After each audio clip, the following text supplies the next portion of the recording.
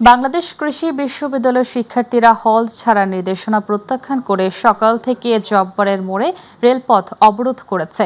এতে ঢাকা ময়মনসিংহ রুটে ট্রেন চলাচল বন্ধ রয়েছে।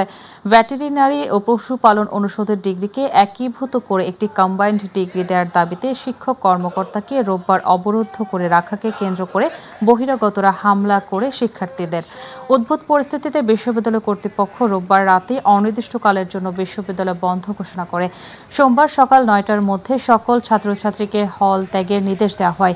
শিক্ষার্থীরা বলেন, সোমবার ৬ দফায় আলটিমেটাম দেওয়া হয়েছিল, এখন পর্যন্ত প্রশাসনের কোনো সাড়া নেই, তাই বাধ্য হয়ে দাবি আদায়ে রেলপথ অবরোধ করা হয়েছে।